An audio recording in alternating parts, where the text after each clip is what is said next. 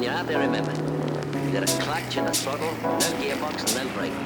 Now drive around the bend, no throttle back, slowly from there and move it down. Now here's what's coming.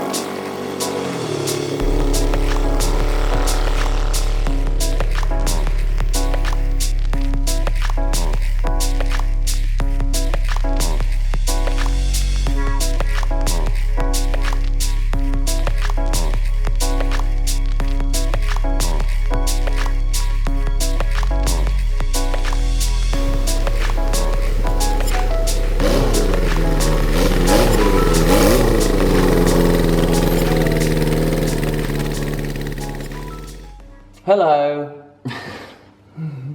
This is Old Empire Motorcycle, something about Monday. You're going to love it. You're going to love it. Yeah. So as part of this channel, we will have a section simply entitled Bikes.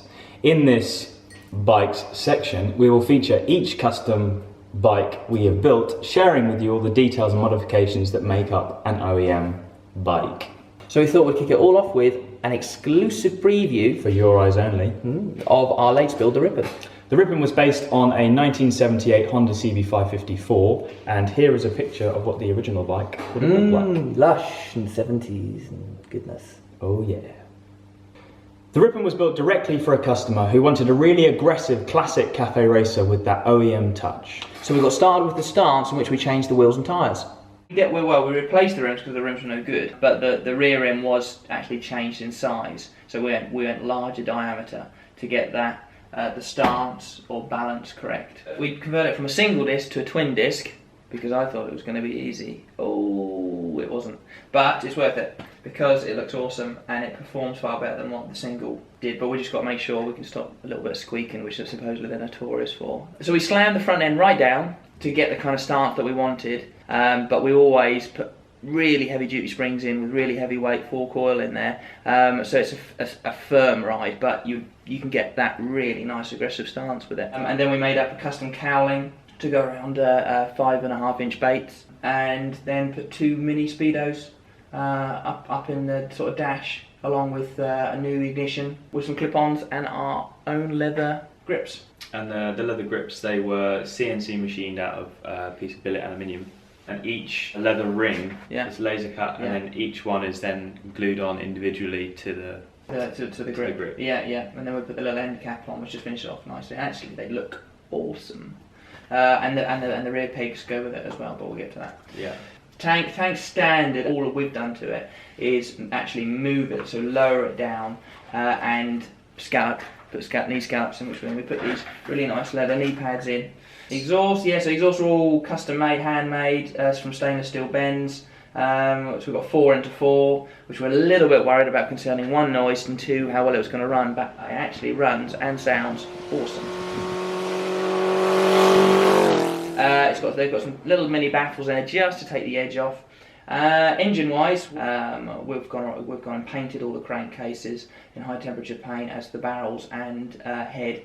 And polished the fins as well. A bit of advice: if you are trying to do a custom 550 4-cylinder, don't touch the carburetors because they are a nightmare. An absolute nightmare. There's just like a million parts, isn't there? And none of them you can get hold of anymore. They're really complicated to take apart and put back together again with the linkages and everything. I mean, actually, once you do it, they look fantastic. A far easier option would be just to get a new set of flat slide, I think they're Canes or something like that. But that is an extra £1,000 or so. And plus, they don't look as period as this either. So I'm pretty pleased with how they turned out, and it runs nice on it too. So we chopped it off. We chopped off all the old subframe off of this down tube here, which we then grafted in our new tail section, which we then put this really, it took us a long time to get that sweep up and around.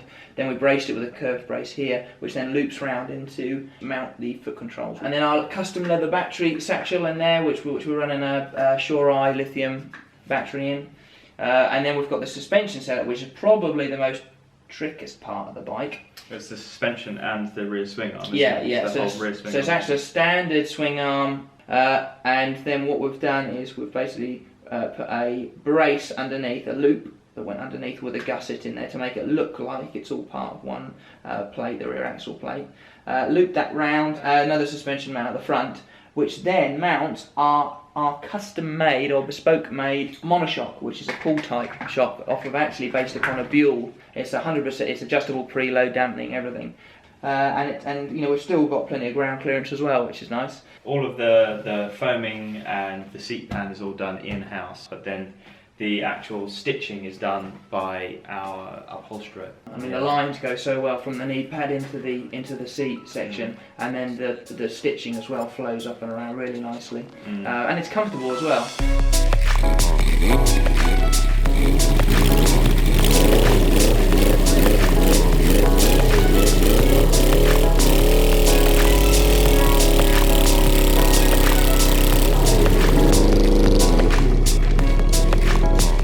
Hope you enjoyed this video. Let us know in the comments below which bike you'd like to see next. And don't forget to give us a thumbs up if you like the video. And click subscribe if you'd like to see more. Ciao. Ciao, babe. Yeah, is that it? We haven't got any more. I think that's it.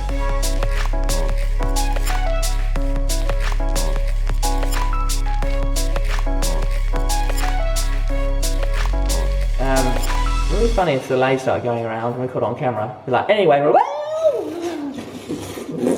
yeah. Give us a thumbs up. Excuse my thumb. Give us a thumbs up if you like the video.